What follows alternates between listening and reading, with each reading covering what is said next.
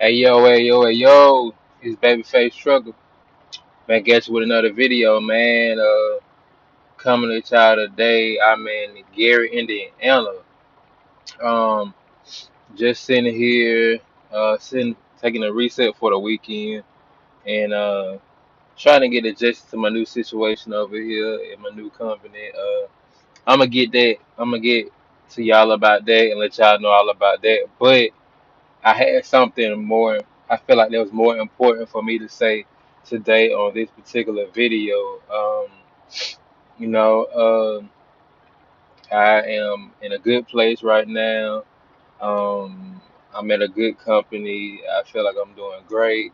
Uh, I don't know, man. Life couldn't be better for me the last couple years than this moment right now. So yeah, but I get back to y'all, let y'all know all about that. But what I wanted to talk about today is the trucker rate, trucker rate, the freight rates. I know that we got a lot of uh own operators, independent, not like me or anything, but independent, and they're protesting about the freight rates that the freight rates aren't good and this or that, right? And I'm one of the people that I believe that the freight rates could be better. Yes, I do. With us bearing the expense, I really believe that the freight rates could be a whole lot better. With that being said, um, a lot of people say, a lot of owner operators are saying that the brokers are taking advantage of the situation. The brokers are keeping the money, this, and that, that that holds truth, you know. But it's a market. So what can us as independent on operators do? I mean, we're like a lot of. I'm not gonna talk about myself. I'm gonna take myself out of the equation. A lot of people who have their own authority, they are independent. One businessman show. And so they really depending on the spot market to be able to make stuff happen. And I understand that. I'm sympathetic to everybody's situation, man. I'm not independent, man. In fact, my situation, I just got in it, so I do understand what y'all saying. But I, how I'm gonna say this, I seem to go a little different away from the way they feel as far as right now. Um, Number one, can the freight rate be ready better? Yes. Number two, are the brokers keeping the money? Yeah, because I mean the shipper is a contract, right, to the broker, and the broker once that money goes to the broker after that the money only has one other destination, and that's the driver, right? So I get that, but with us having a free market, that's how it is right now. I mean, I would love to say that a protest would solve everything. I would love to say us getting in front of the White House and blowing our horns would solve everything, but it's just not, man. Like with it being a free market, with it being a free market, the rates are not going to get better unless fuel goes up. You know what I'm saying? And them, with the truckers getting in front of the White House and blowing the horns, I'm gonna say one thing and one thing only. I don't believe that we should put the government in this.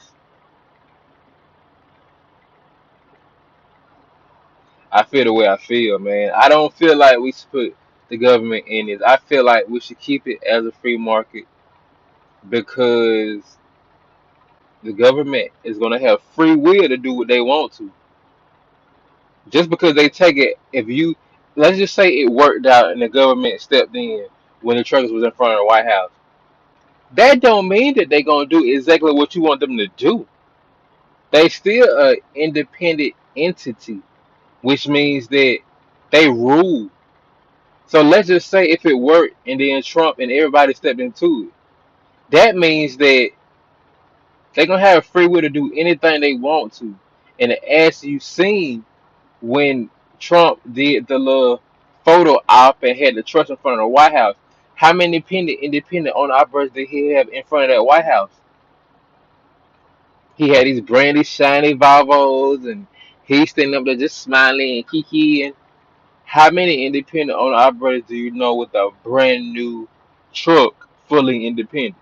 Not many, right? So, with this being said, man, we just got to be honest with ourselves. You taking off protest ain't gonna solve nothing because at the same time you losing money, and they not gonna give you what you want. So let's just be real about it, man. This protesting is for no reason. As much as we don't want to say it, you got to sit there and wait. We gotta wait on our turn. You know what I'm saying? Like the race aren't the goodies, aren't the best. That's the tail word. The race aren't the best.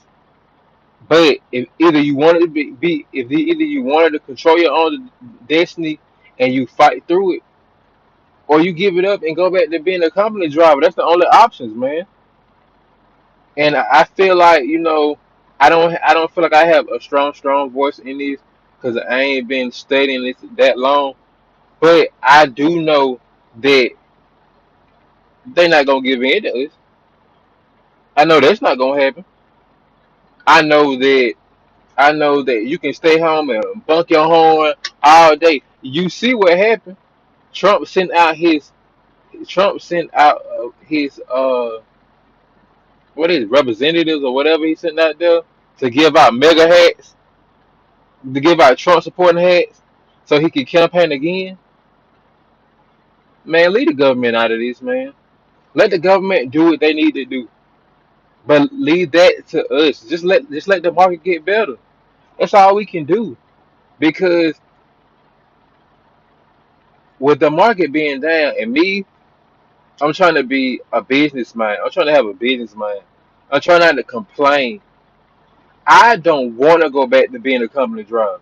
I'm gonna tell you that off real. I don't want to be another company driver. I don't. I made that leap of faith, and when God opened them gates for me, I leaped, man. Scared as hell, but I leaped. So if this market is bad right now, I'm gonna fight through it. I'm gonna find my way. My cost per mile is low anyway. You know what I'm saying? So I just want to be a part of this great thing that we call trucking. I just want to be able to when them rates do get better, I'm right here. Hey, call my girl. Hey, look, I can't come home right now because I'm out here getting this money. But at the same time, man, I just don't feel like that. It's just not the time to complain. Do what you got to do. If you went out, and I'm gonna say this, if you went out and bought a truck that's costing you $3,000 a month alone, the truck note alone, because when I was shopping for my truck, I seen I seen the 379s, 389s. That's my favorite truck. I love long nose. That's my show truck. That's ooh, man, my favorite truck. But what I had to realize about starting a business is that shiny and new is exactly what it is. It's shiny and new. If you want to run a business is a business. Shiny and new is not a part of the business. So when I sat there and I said, man, it would be nice for me to have that 379, have that 18 speed, stunting on them. Got that sit back seat like this, you know what I'm saying? Just ride. Everything good. But I had to realize that that's not how you start a business. Those people that you see with these 379 show truck, they put in work. That they didn't come off of no. I'm a first time business owner, so I can go and get this truck, and I got credit. That's take business credit. A lot of them don't owe them trucks outright. That's business credit, but it's steps. But I'm getting off track, so I will get back to what I'm talking about. We got to do what we got to do, man. You got to take as much as it's bad. Deal with it, and then also if you independent, just don't take the cheap rates. I mean, nobody is forcing a gun at your throat and saying take that rate. Sit there and figure it out. Especially a lot of people that complaining got paid off trucks. You don't have to move. And also like if I had my truck paid off, sitting here and I see a rate, that's 88 cents. Mm-mm. That's $1.15. Mm-mm. This 57 cents. Mm-mm. Because you have that option, man. You have that option. You control your destiny. Uh, no paid a paid off truck. Your truck in decent shape. You got that option. And actually, you should be surviving better than anybody else. I'm not saying that it's okay for the rates to be low. Don't get me wrong. I'm not saying that they're right. I'm just saying that nothing you do is going to change that rate unless you call them and say, "Look, this is what I hired this for." That's it. Only thing they can do is say yeah or no, and then you move on to the next person. It's a million brokers out there. Find one. And if I got a nonchalant attitude, well, if you think I got a nonchalant attitude, it's because I do. Because I love this business. I don't get it. I didn't get into trucking for the money. Matter of fact, I grew up in the passenger seat of a truck. I was trying to, I was trying to get into this business because I like trucks. So anything else for me is just extra, and I still feel that way to this day. No, I got my little bills and stuff, but I keep everything low. I don't go out and get these extra bills. I have a pickup truck, but my car note ain't $800 a month. I don't drive a Porsche. Don't drive a BMW. I don't drive none of that because I know this is my basic understanding of business is that whenever times like this come, you got to be ready for it. So I say to the people who are going through it right now, if you was completely independent in 2018 and 17 and wherever, I know I didn't start watching how the market moves to probably like 2017. But that means that what did you do with that money? Because 2018 was hit. So what did you do with that money? You in a business. You in a business. You can't be going and spending all your money. Truthfully, if you want to tell the truth, that money that you just got in 2018, that $7,000 a week, however much I was making, that's the truck money. Only a portion of that was yours. But some of y'all sit there and act like all of that money was y'all, and you spent it, and now you having a hard time. But now the people that was in a rough situation, I understand y'all, man. We gotta do what we gotta do. Ain't nobody gonna give us a handout. I'm sympathetic to people who honestly was doing what they supposed to do and they just having a hard time. But for y'all who was making the good money and then y'all sit there and spent it all and then now you thinking the government gonna give you a bailout. It's not gonna happen. Just be real with yourself. I'm not defending a broker here, I'm a trucker. A lot of y'all might think that, but I'm not. I just know that we gotta do what we gotta do. That's it. My friend Bun Trucking, matter of fact, shot my homeboy out. He the one who got me to make this big old step. But my homeboy Bun Trucking, Calvin Bun, to be exact, he dang now in front of the camera, I can't remember. He said he got he go by a law that he control what he can control and what he can't control I know I'm gonna get this wrong, but I'm gonna paraphrase. A paraphrase. He control what he control what he can control, and the rest he brace for it, and or he adapts, and that's what we got to do right now. You know, I'm not gonna complain. Hey, I've been waiting for this moment a long time, and just because I got this moment at a time where freight rate's low, you think I'm finna look a get the horse in the mouth? Shh, you crazy. So man, just do what you can. You know, we truckers in this. The decision you made to go independent was not bad. It was not bad at all because I don't like being. I tell you, I I didn't like being a company driver because when you drive for, I've been driving for 6 years. When you've been driving that long, you start to get set in your ways of how you want to run.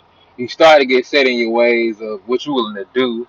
You start to get set in your ways of the miles you want to run and everything else. And my situation was not bad, but it was bad for me. And I wanted to change that, so I wanted to change it. So I'm not gonna complain about it right now. The market will come back up. It will. You just gotta if you whether you independent and you gotta go to a company like Landstar, like I was watching Driven Trucking, and he said that where he was at, he had to go to Landstar, but he made that decision because he said he was gonna lose his business. He adapted. We That's what we all gotta do right now. We have to adapt. I don't know, man. You can keep honking your horns in front of the White House and losing revenue if you want to. You think if them truckers was out running for like, let's just say they got their own authority, let's just say they was running for like $1.50, $1.80 a mile after expenses or whatever, right? Let's just say that was the case. Is that better, or sitting in front of the White House not making no money, burning fuel, and to get and no result out of it? Is that better? You know, we control, man, and trucking is always gonna be here. We always gonna have a job. We just gotta wait for the time to get better. So don't complain. Try to lower your overhead as much as you can. Find a secure situation. If you gotta put your authority on pause and go with a unoperated company like Mercer or Landstar, do what you gotta do to save your business. I know everybody don't have customers, so being on the spot market might not be the best thing for you right now. But do what you gotta do. This trucking, man, it's what we love, and I ain't giving it up for nobody. Not no broker, not nobody else. So man, just do what you gotta do. I wish all y'all peace and blessings, man, from Babyface Trucker, and we out.